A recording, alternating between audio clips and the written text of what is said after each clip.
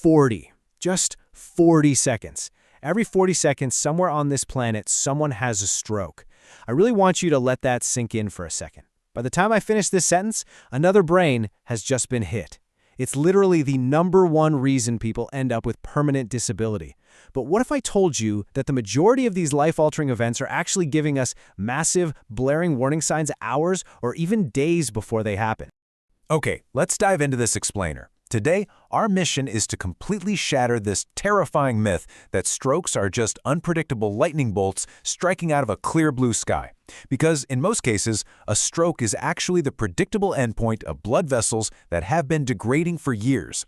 And honestly, the most empowering truth here is this: if something is predictable, it's at least partly preventable.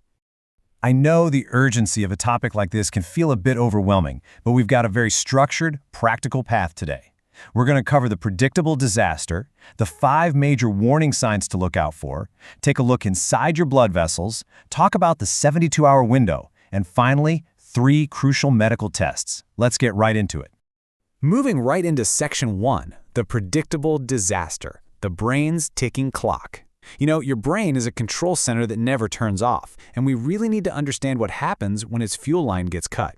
To understand why every single minute matters here, you've got to get a feel for how demanding your brain actually is. I mean, your brain makes up only about 2% of your body weight, but it acts like an absolute fuel hog.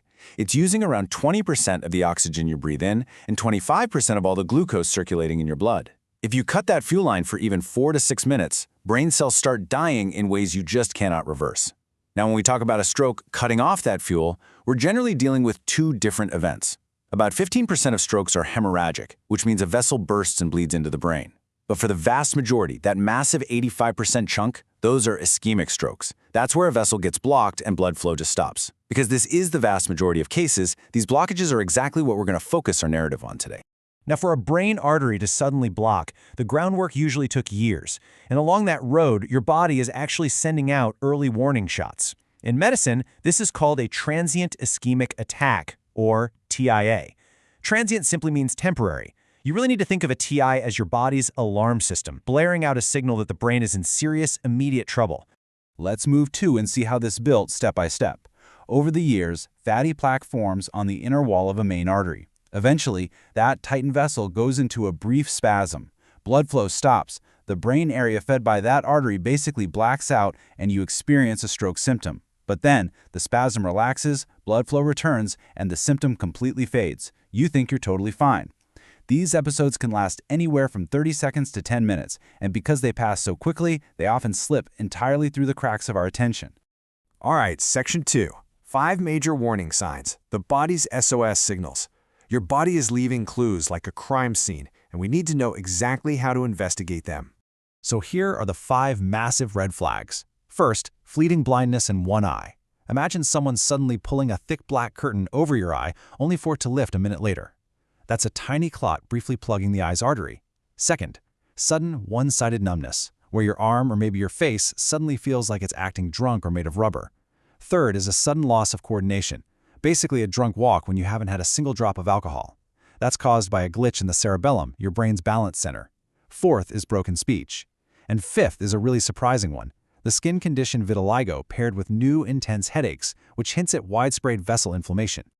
I actually want to pause on the broken speech flag for a moment because it manifests in 2 fascinating yet terrifying ways.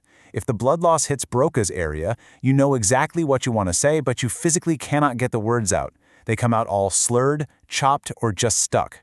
But if it hits Wernicke's area, you might speak incredibly fluently, but you'll be saying complete nonsense. It literally sounds like a word salad. If either of these happens suddenly and then fade, it is a classic TIA. You wouldn't ignore your home's fire alarm just because it temporarily turned itself off, right? Moving on to Section 3. Inside your blood vessels, unmasking the real villains. Let's look at what is physically wrecking your blood vessels from the inside out.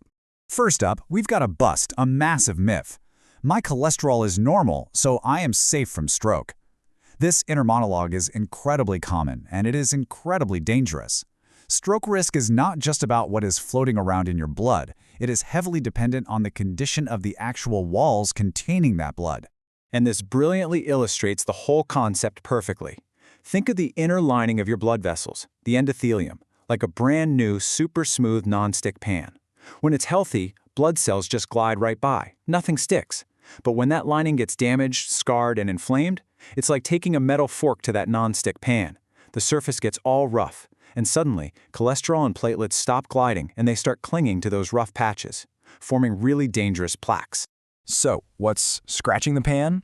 It usually comes down to three main vessel villains. First, even prediabetes means high blood sugar is quietly scarring that delicate lining. Second, smoking hits your vessels with a double whammy. It chemically damages the wall, and it actually makes your blood thicker and stickier. And third, normal nighttime blood pressure dips. When you sleep, your blood pressure naturally drops by about 15 to 20%. If your arteries are already narrowed by plaque, that completely normal drop in pressure can take a partial blockage and turn it into a full stop. That is exactly why so many strokes happen while people are sleeping. I want to break the fourth wall for a second here. Let me ask you something directly. How old are you right now? No, really, this isn't just trivia.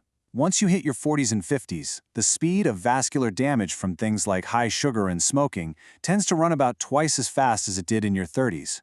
Your age fundamentally changes how aggressively your body responds to these villains. Now, Section 4, the 72-hour window, your race against time. What actually happens if you experience one of those warning signs? What if you feel that sudden numbness or lose vision for a minute, and then it goes away?